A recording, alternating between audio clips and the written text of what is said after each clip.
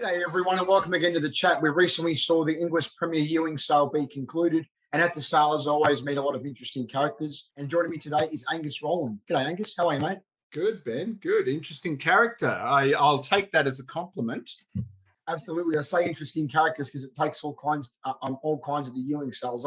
I met you up at the Gold Coast. You've been following me for quite some time, but I'd seen some of the great work you do with the colour interviews on video that you do for Thoroughbred Daily News. Oh, thank you, mate. Yeah, but they've been very, very fun. Something to do. I've only recently sort of come back into the industry and doing some work with the TDN has been a lot of fun.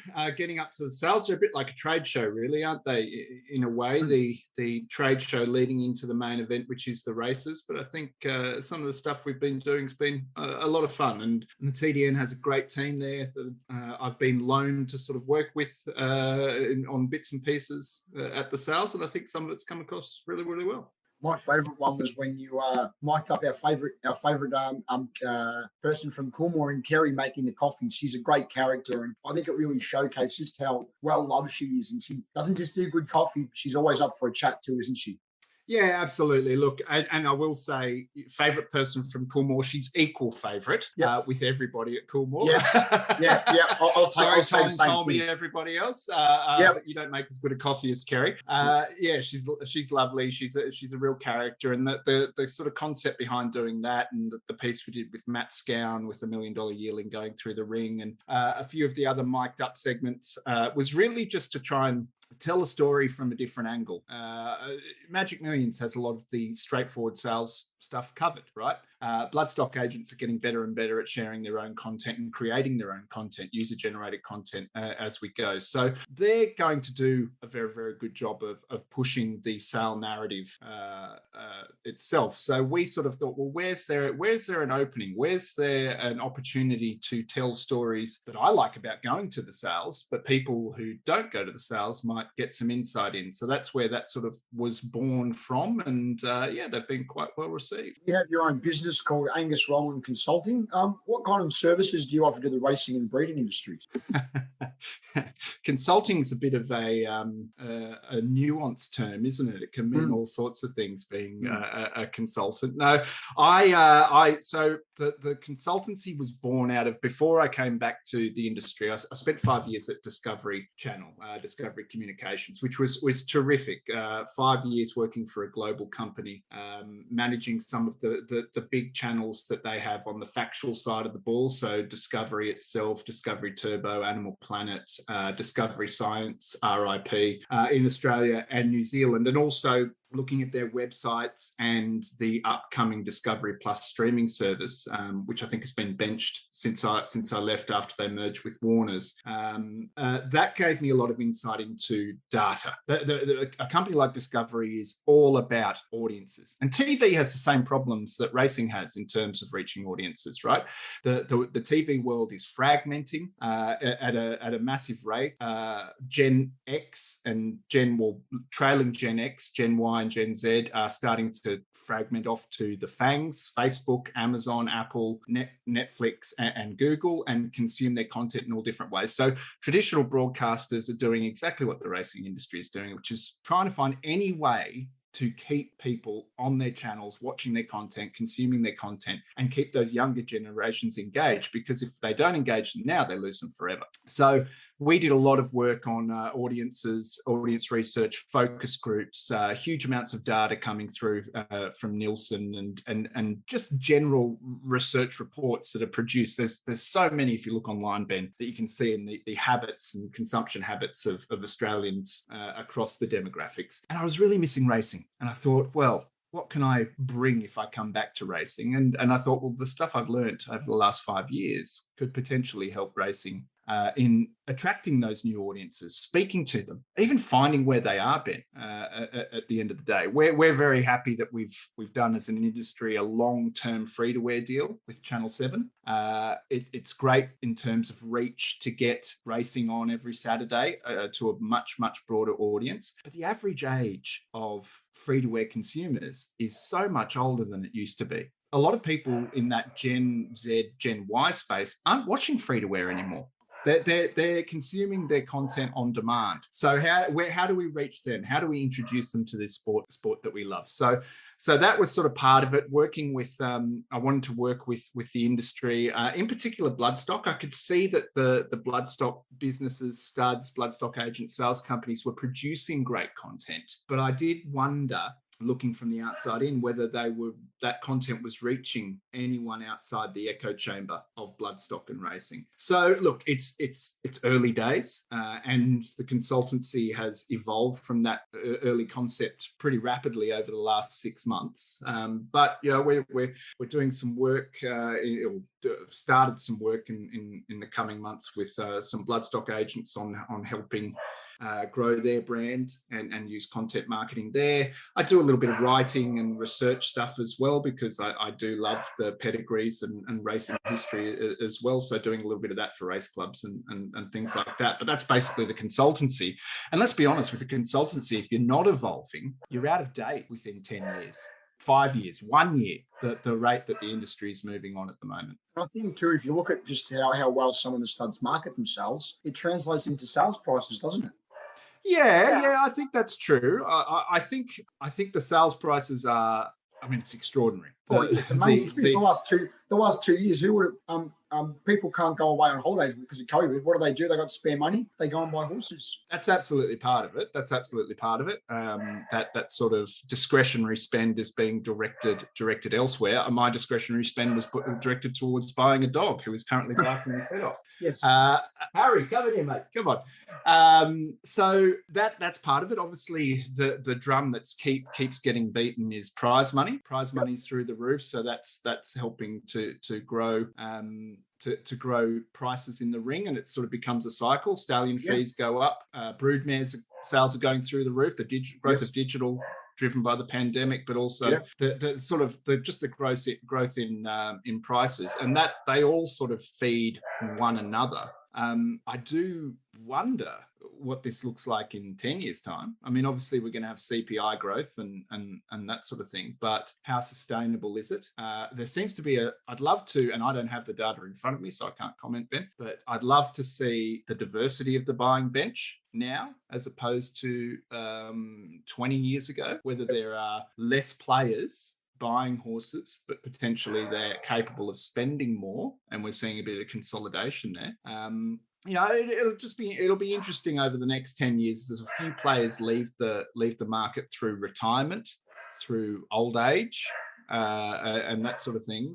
Who comes in to fill the void? And I think we have a few contenders already, but you need two people to bid against one another to get the price up. Now, tell me about your time working for Sky Racing. You've definitely built a lot of relationships within racing and breeding that you still have and use today. Yes, poor them, the people that I have the relationships with. They have to put up with me, but luckily they do. I spent 11 years at Sky. I did a communications and theatre degree at university, and at the end of that I realised that the theatre part wasn't going to pay off due to my lack of talent. So you had to do an internship as part of that degree, and I loved horse racing, so I wrote probably one of the early emails.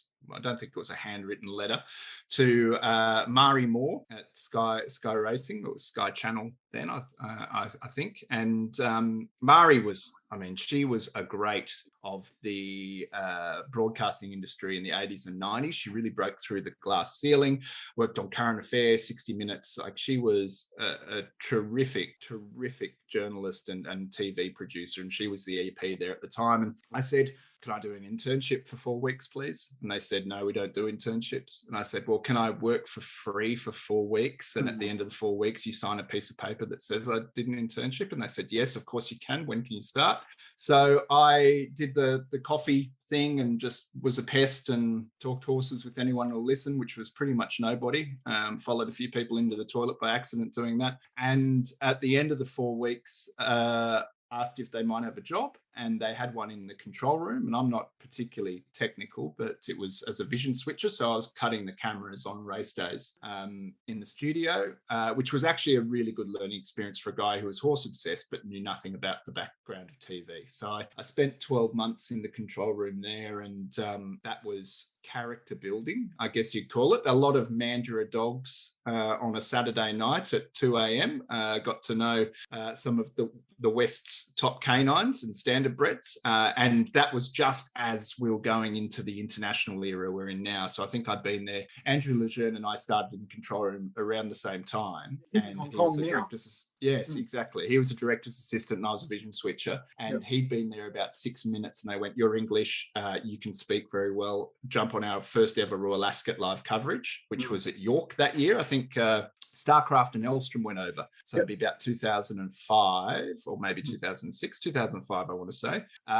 And that was sort of the explosion of Sky's international involvement. They really grew the international division, which was terrific to be a part of. And I'm a complete nerd when it comes to international racing as much as I am Australian racing. So that was really fun to be a part of. And at the same time, Brendan Parnell was transitioning out of host of Bred to Win, the breeding show on Sky, and the producer, a guy called Mitch Lamb, who is a great talent, currently based in Louisville, working for a company called Betting on Content. He'd be a good podcast guest, actually. He and his boss, Zach Reynolds.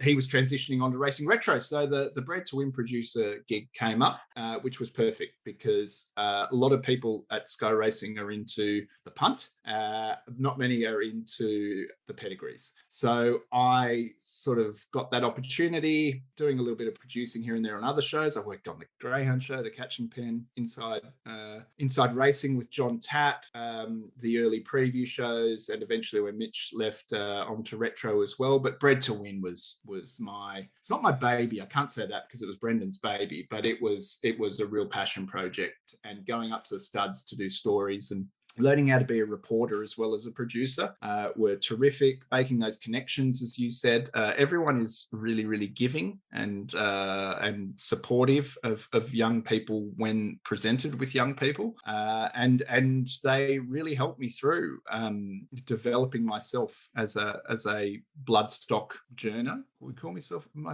bloodstock journer, something like that.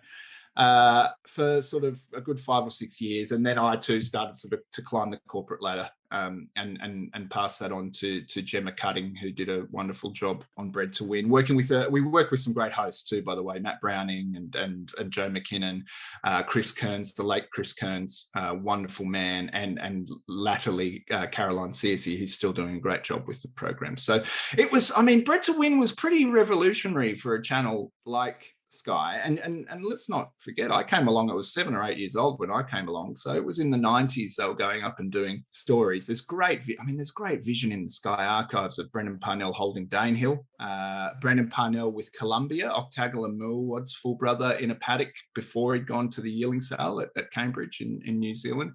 Just tremendous archive stuff. Young stuff of Matt Hill when he was on his scholarship to the UK with Green Desert and Nashwan at the Nunnery Stud in the UK. Just really, really cool stuff. So that was fun. Working with people at Sky was fun. John Tapp is an icon, and I'm incredibly lucky to call him a friend, a great supporter.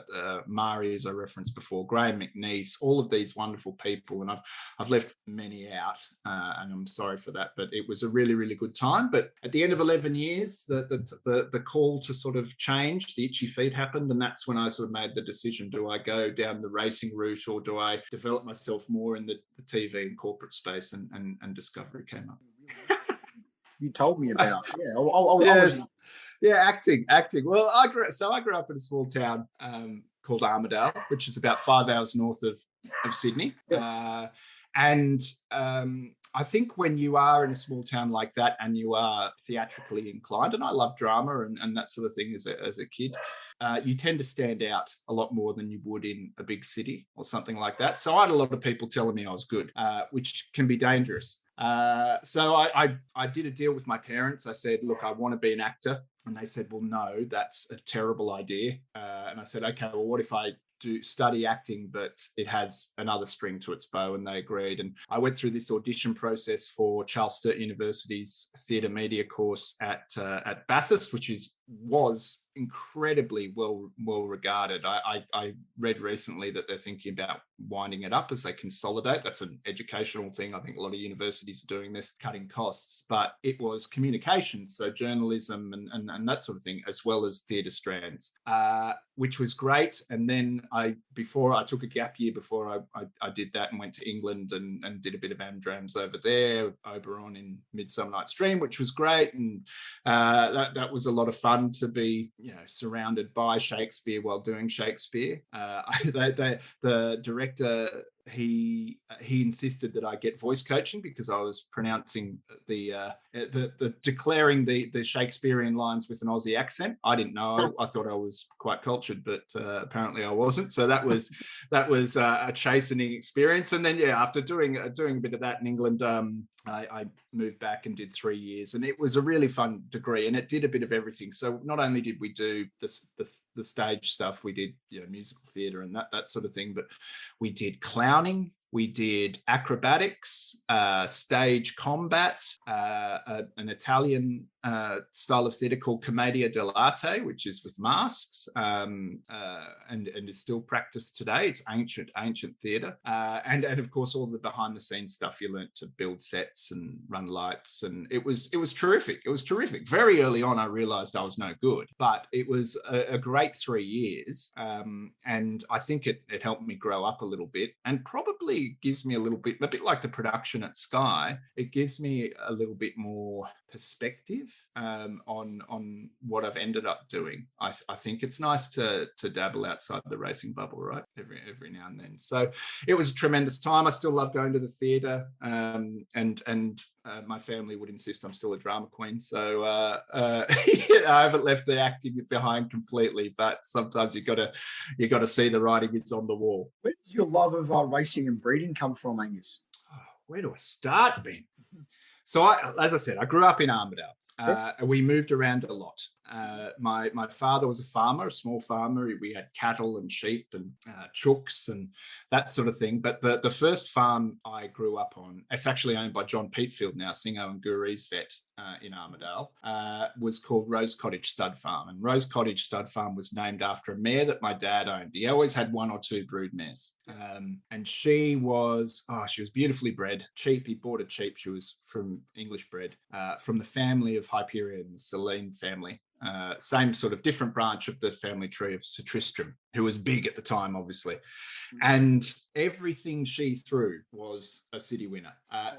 Dad could have bred her to himself and thrown a good horse. He sent her to cheap stallions. He couldn't afford to race them himself, so he'd lease them to people and they'd race them. And Bart Cummings got a hold of the breed and didn't let go. So we're recording this just before the Coolmore Classic. One of her offspring, Cordon Rose, won it when it was the Group 2 Rosemount Wines Classic. She was the best out of the family. She threw 2 runners in Golden Slippers, Siesta Rosa in Full On Aces Slipper in 81, and then Rose Diamond in 83, finished a long way behind Sir Dapper in what was a race record 109.9 or something at the time. And so that was there in the background, but I was born in 1982, so I don't remember any of this. It was family lore. And she, unfortunately, she was finally Dad got enough money to breed her to a nice stallion, sent her down to Stockwell Stud to a horse called Star Shower, and the float tipped over on the way back. So we lost her, and I think she pulled through, but we could never get her in foal again. And so then we had a succession of much, much worse mares, one after the other, all with nice pedigrees. So they were around, but I wouldn't say I was sort of racing mad. And then at the start of the 90s, Ben, the shuttle boom's starting to grow, and one of the early farms that were bringing in really nicely bred horses and throwing money at breeding was Emirates Park. And they had some really nicely bred stallions. Paulie performed a Southern Northern Dancer called Manshood, Al-Kawaneeg by Mr. Prospector, Akabo, who's Chief's Crown's full brother. Good, beautifully bred horses, but they hadn't done it on the track. And they had a few Aussie horses as well, including Cossack Warrior, who was a sort of good Group 2 horse in the 80s by Bletchingley. I think he won a Herbert Power or something like that. And he had a son called Brave Warrior going around at the time. Brave Warrior had won a Magic Millions as a 2-year-old. And he just, that spring, he'd won the first 2 legs of the Spring Triple Crown with the Peter Pan, what is now the Golden Rose, and the Gloaming. And Dad did a deal with Emirates that he would send 2 mares down. They'd be bred. He wanted to breed 1 mare to Cossack Warrior, and Emirates Park could breed the other mare to whoever they like and keep that foal. And they did that deal. And I was in year 6 or something. Went down to Mararundai, just about 2.5 hours from Armdale, and I was like, oh my God, look at this place. Yeah. This is so much nicer than our farm. These stables are much nicer. These stables are much nicer than our home. And that was the moment I was hooked, not just on racing, but on breeding. That this was an industry that I could really sort of get behind. It was fascinating. And of course, you know, stallion brochures, they're so, even back then they were quite plush and they'd have pedigrees and information. So I just went deep into that, and I got into I've got all these books behind. A lot of them I inherited from my dad when he passed. And, you know, I dived into those books and devoured everything that came along. And I mean, mate, I was that resistible to the opposite sex as a teenager, because I was a horse nerd who was into drama. You don't get a much more unappealing mixture. Yeah. Yeah. So that was my teen years, and I was just absolutely obsessed with it. And I did a little bit of time at Widden Stud in school holidays, which cured me of the need to work on a farm. That was a lot of hard work. Yeah. And then the acting thing happened, and through that to Sky. So that's sort of the long summary. You know, there was I wouldn't say I'm silver spoon, you know, but I did have a background. There was some background in the way that a lot of country kids growing up then, there was always 1 or 2 mares on the farm. You know what I mean? And yeah, I just fell hard for it in a big way. And I've been really lucky that I've been able to pursue it professionally. Do you currently have any shares as an owner at the moment? A couple of micro shares. I think that's a really cool way of introducing people. I've raced a few over the years with zero success. I mean, I get a buzz on a Saturday having had a punt. You know, I feel like I own that horse for 2 minutes. That's one of the beauties of the sport. I wish that we could communicate better, is that, you know, it's not just a monetary return. The rush of seeing a horse that you've put your hard earned on looming is, you can't bottle it. I think some people get into punting to make their fortunes. I believe that's the wrong reason to do it. It's you have a share in a horse for 2 minutes, essentially, which is really cool. Same as like when I see one go over the line myself of a Saturday, if I'm at the track, the first thing I do is open the race book and I see who owns it, what's the breeding and stuff like that. And it's always interesting. Oh, I met that person at the sales, or I know this person, or I've had dinner with that person. And it's always interesting to see. Oh, I remember that person when you see him in the enclosure with the trophies or whatever. I know them. You always make connections like that, don't you? Oh, isn't it cool? You know, can you imagine going to the footy and I'll use an AFL analogy or for you, because I know that's sort of another one of your loves, but imagine going to a Hawthorn game and being able to bowl up to Alistair Clarkson at half time and ask him how he thinks the boys are going. Can't do it. No. Racing. You can. You can. It's terrific. And I wish we did a better job of communicating that to the world, because it is such an accessible game once you're in it. What's tricky is making that leap into it, because there are some arcane terminology. It's the form, reading the form itself takes practice. Knowing all of that can be quite challenging, and it straddles 3 sort of divides, racing, doesn't it? It's an industry 1, it's a sport 2, and it's a leisure pursuit 3, and they're 3 very different things, which can be hard to sort of bridge when you've got people who are in it for a business, people who see it as a competitive endeavor and sport, and people who are there to have a glass of champagne and look at what are beautiful animals doing their best. I mean, God, look, every 4 years, people get really excited about the track and field at the Olympics, right? In horse racing, every day there are superior athletes to Usain Bolt competing against one another on racetracks around the country. I mean, God almighty, if you could bottle Octagonal, Nothing Like a Dane and Saintly, or Miss Andretti and Gold Edition, or internationally, Bernardini Inversor or Sunday Silence, Easy Goer, those great clashes. Or Cigar, Enable, Crystal Ocean, those kind of things. I mean, that is hook it into my veins, Benny. It's good gear. Away from racing and breeding and all your media work, Angus, what do you like to do in your spare time, if you do get any? Oh, plenty of spare time. I mean, a lot of it's taken up with particularly during lockdowns, with homeschooling 2 kids. But I'm a bit of a heavy content consumer. I watch a lot of content, and I'm not sort of picky. I'll watch Cheer on Netflix. I love an HBO show. I'll watch Succession, that great racing series of a few years ago. If listeners haven't seen it, Luck is incredible television. Some of the stuff that they're doing on Stan's really cool. Yellowstone and that kind of thing. YouTube, I'll jump on. I mean, there's so much you can find for free on YouTube now that's really, really good user-generated content. I read a lot. I generally have 1 or 2 books on the go. I try and sort of mix it up between fiction, non-fiction, racing, but a palate cleanser in between. And I've got this sickness where I'll go on sort of fads and order a heap of books online or something, and by the time they arrive, I've moved on to the next thing. So I'm like, why is this book on the Plantagenets arriving when I'm into making my own tea at the moment? It's weird. So a lot of that. I love sport. I'm a sporting omnivore, so I watch just about anything. Tennis and rugby and association football or soccer, they're probably my faves. And obviously the big winter codes are always good to watch, and I play a bit of tennis, so getting out and having a hit there. But it is the thing with racing is it's kind of a 24/7 thing now. There's always something racing related to consume, which is great.